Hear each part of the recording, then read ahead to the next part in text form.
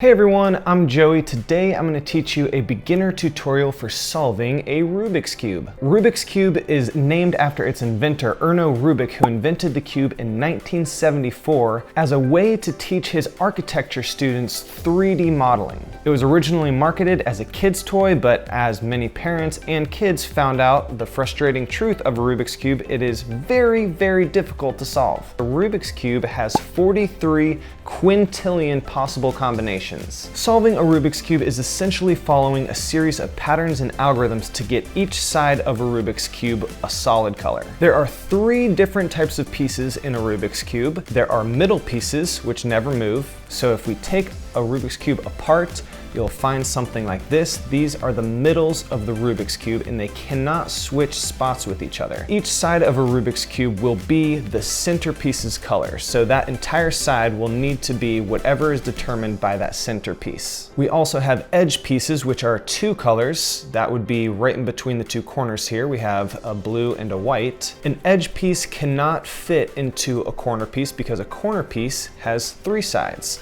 So the 3 pieces that we are going to be working with are the center pieces, the edge pieces with 2 sides, and the corner pieces with 3 sides. To start solving the first layer, we're going to want to start with a specific side. So let's start with this white side.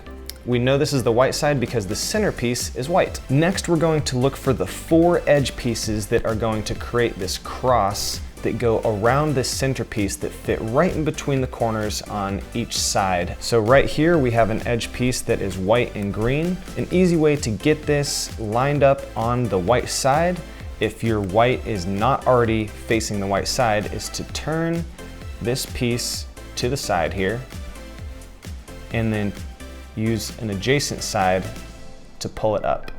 Now, what's most likely going to happen when you put this first edge piece in is you're going to line it up with the white side, but your green side right here is not going to be on the correct side of the Rubik's Cube. So you're just going to need to turn the top of the white side until you get this edge piece to the green side. So you'll want to match up the white right here and the green right here. Now let's find some other edge pieces. Here I see an edge piece that is white and blue. So I know that this piece is going to actually be right here, but I just need it flipped around because this is the blue side and this is the white side. So I know that this piece is going to go exactly opposite of this piece that we already have put in, which is the white and green edge piece. We're going to turn the blue side and then use an adjacent side to put this up into an edge slot here. But remember, we need this to be opposite the green. So instead of immediately bringing this edge piece up to the top, I'm going to first turn the white side so that when I do bring this white and blue piece up, it is across from the other edge piece that I already have in. Then I can move the white side back and we have an edge piece lined up here and our edge piece lined up on the opposite side as well. It's time for our 3rd edge piece. So I see one right here that is white and red. So I can't bring this up right here because that will not be in the right spot. This red and white piece actually needs to be over here in this spot because this is the red side. So instead of bringing it up like that, I'm going to swivel around the white side. Then I'm going to flip this up, and then when I match up all of my edge pieces again, I will have my red and white edge piece in the same slot. So we now have 3 out of 4 of our top edge pieces, and I can see that the last edge piece is right here on the bottom. So what we need to do here is get this last edge piece, which is our orange and white edge piece, into this slot right here. What we can do is turn this blue side so that we have our edge piece lined up here on the orange side. Turn the orange side so that it gets into the correct position on this top part here with the white.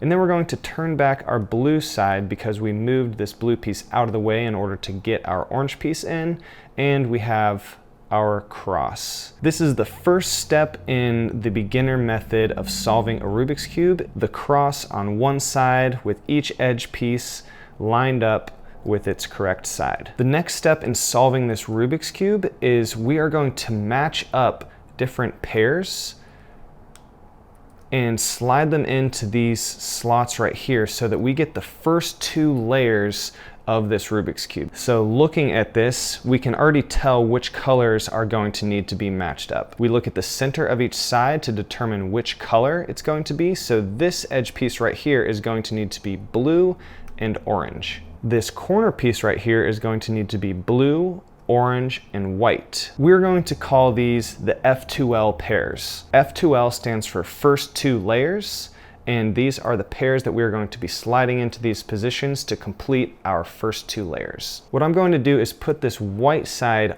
on the bottom and use the top because we haven't really solved anything on the top yet. The only thing we've solved are these edge pieces on the bottom on the white side here. It's easy to create the F2L pairs if you have your cross on the bottom and you use the top to organize your pairs. So an easy way to find your pairs is basically I'm going to be looking for edge pieces that do not have yellow on them. Yellow is my top color, so I know that every other edge piece is going to not have yellow on it because there's only 4 yellow edge pieces and they belong up top here, which we're going to get to way later on. So I already have an edge piece on the top that's green and red. So now I want to find the corner piece that is green, red, and white. I'm gonna hold my finger on this so I remember where it is and keep the white side on the bottom. And I've found my corner piece with green, red, and white on the bottom. So now what I want to do is get my edge piece and my corner piece up to the top. When I move this corner piece up to the top, I do not want the white side on top. I want either green or red on the very top. So instead of moving the orange side to get this corner piece to the top, I'm going to move the blue side to get this corner piece up to the top. But before I do that, I want to set myself up for success, and I am going to move my edge piece to the back here and then move my corner piece up to the top here. This is going to make it easier to create that F2L pair if my edge piece is closest to the side with white on it. So if I move it back to where it was and I move this corner piece up, this edge piece is closer to the red side and not closest to the white side of my corner piece. So to set myself up for success, I'm going to turn this edge piece to this side so that when I turn my corner piece up, that is the position we want it in. And you'll realize why we're doing this in just a second. For now, we have these 2 pieces on top, but we took this edge piece out from the bottom here. So what we need to do is turn the top twice so that we can pull this edge piece that we took out of the bottom here and bring it back down.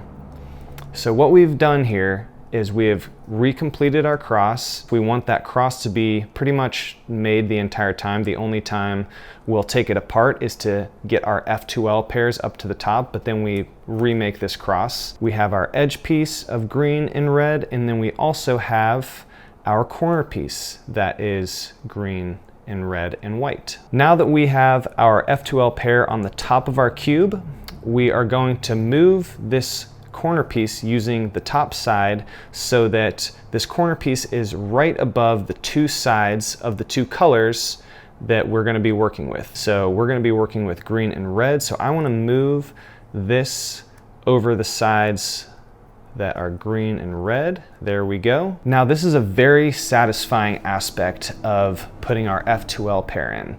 So we're going to flip this green side so that we're matching up our F2L pair. You see it's totally matched up right here. Green's on this side, red's on this side, and a white on the bottom. Once we match these up into a pair, we're going to use the top to slide this pair and match the white up with our white edge piece. And remember, we want all this green and all this green, and when we put this white edge piece back on the bottom, this slides this F2L pair into the correct position where we have red on one side, green on the other side, and this white corner on the bottom. Now that we have our first F2L pair in the correct spot, we are going to look for another F2L pair. So I'm going to be looking for an edge piece that does not have yellow on it, and it looks like our blue and orange edge piece also has our corner piece on the top. This is a great F2L pair to do next because both of them are already on the top of the cube. Now the situation that we just faced, we had opposite colors facing up. Now what we're gonna need to do with this corner piece is to bring it down to the bottom layer of our cube. But before we do that, a couple things to take into account before we move this corner piece down to the bottom layer. One, we're going to want to swivel the side that has the white on it. So I would not want to use this blue side to bring this corner piece down right there.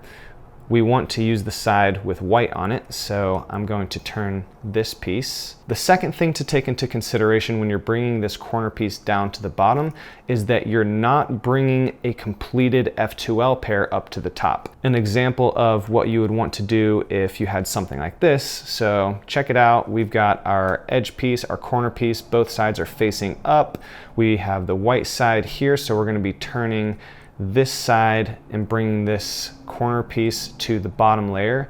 We would not want to do this because we have a completed F2L pair on the back of this side right here.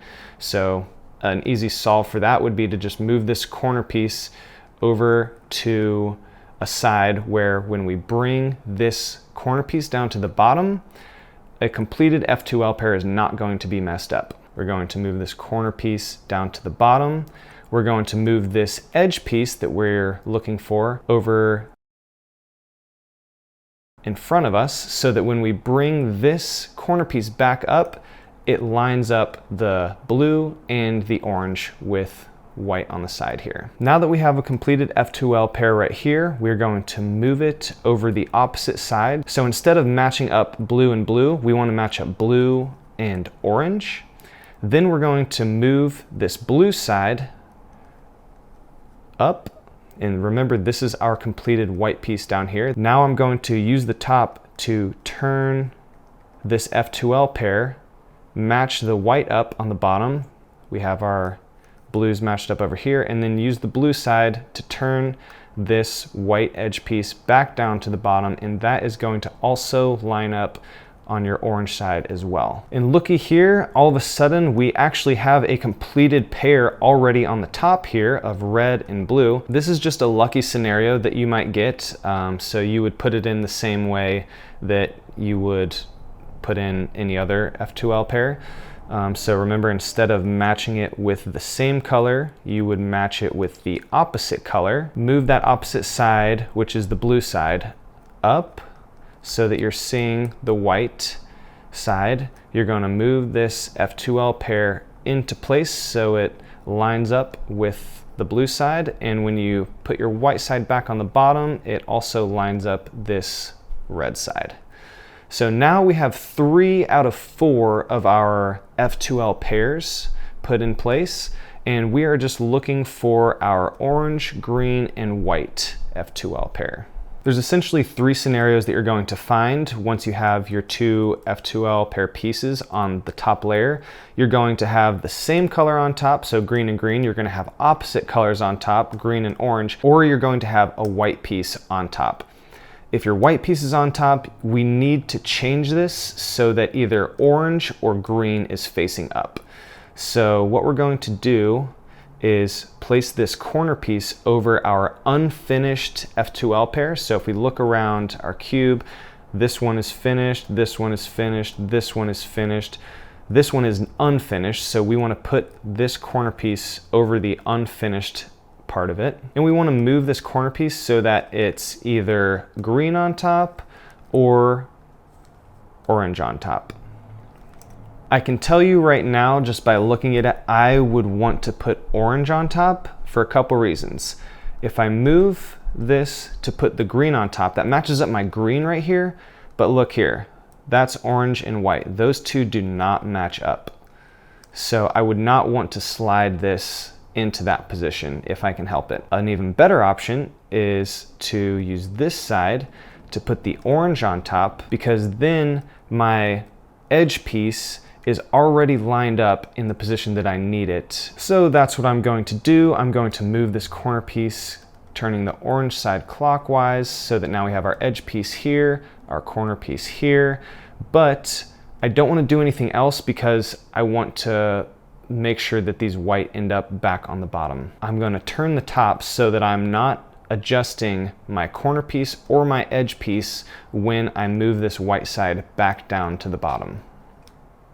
We have the scenario where opposite colors are facing up and the edge piece is closest to the white side. Just like we did with the first F2L pair, we're going to turn the orange side to match up this F2L pair. So this is now matched up. We'll turn the top to match up our white. Now we can turn this orange side back down to match up our greens, orange, and whites. So just like that, we have solved our first two layers, the F2L aspect of the beginner method. So by putting these F2L pairs in at the same time, you will not have to memorize an algorithm, at least for the first two layers. The next thing we're going to do is to create a yellow cross on the top. So this is a super quick 6-move algorithm I memorize by repeating to myself, FRU, RUF. F stands for front, R stands for right, U stands for upper. The first 3 moves are going to be all clockwise. The last 3 moves are all going to be counterclockwise. So let's do this algorithm, this simple 6-move algorithm, by doing F clockwise, R clockwise, U clockwise, and then RUF all counterclockwise. R counterclockwise, U counterclockwise, F counterclockwise. So what we've done here is at first we just had one yellow dot in the middle. It doesn't matter about these corner pieces. We're only looking for the edge pieces right now. So what we've done here is gone from a dot in the middle to a little L. So when we do this algorithm again, we want to make sure that when we are moving F and R, that we are not touching the pieces that are already solved. We want one yellow piece facing left and one yellow piece facing away from us. So let's do that again. FRU, all clockwise. F, R, U, and then RUF, all counterclockwise. R, U, F. And what this has done is it has turned it from an L to a straight line. And we're only going to need to do this one more time to complete our yellow cross on the top. So for this, we want to make sure that our yellow line is perpendicular to us. So let's do that again. F, R, U, all clockwise. F, R, U. And then RUF, all counterclockwise. RUF. So now we have the first 2 layers and our yellow cross on top. Now what we need to do is we need to line up these edge pieces of our yellow side to the correct sides. So a lot of times you'll be able to line up 2 of the sides. Now, if you have this scenario where you have this edge piece and your opposite edge piece correct, but the other 2 are opposite each other, make sure that your correct pieces are towards you and away from you. So we'll bring this right side up so we see a white strip, turn this corner piece over to the first corner, bring down our white strip to the bottom. We're going to move this white corner piece over to the back, bring up our white strip again, and then turn the top twice to bring this white piece back down to the bottom. So after we have done that algorithm, we should have 2 adjacent sides that are matched up on the edge pieces. And then we'll just do that same algorithm again to completely solve the top cross. We will make sure that our solved piece back here and our solved piece right here, facing away and then facing to the right. You'll bring up your white strip, turn your white piece over to that corner, bring down your white strip again, bring this to the back corner, bring up your white strip again, move the top twice so that your white is matched up again, bring it down, and move the top so that all of your top edge pieces are in the correct locations. Now the last part that we need to solve are these corners. First, we need to make sure that one corner is at least in the right spot, even if it's not oriented correctly. I'm looking for a piece right here that would be yellow, red, and blue. Nope. I'm looking for a piece here that would be yellow, blue, and orange. Nope. I'm looking for a piece here that would be yellow, orange, and green. Yes. So this is the corner that I want to focus on because this piece is in the correct spot. It's just not oriented how it should.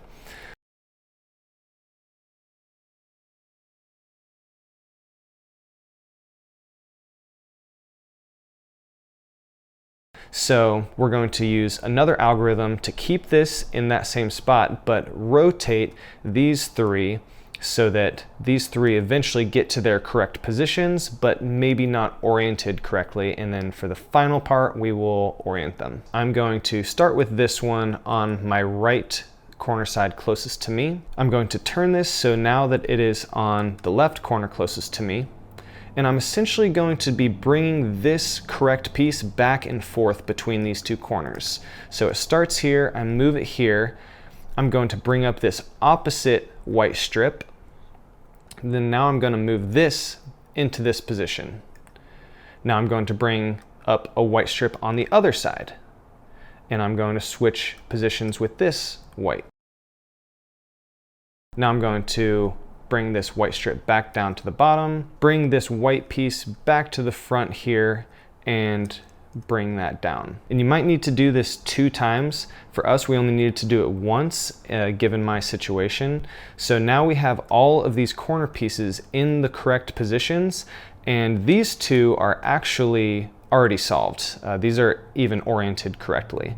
So the only thing we need to do now is to orient these 2 pieces and we are good to go. What we're going to do here is a series of 4 moves over and over that will only be using the right side and the bottom. And they're gonna kind of go back and forth. And I'm gonna say this to myself: down, left, up, right.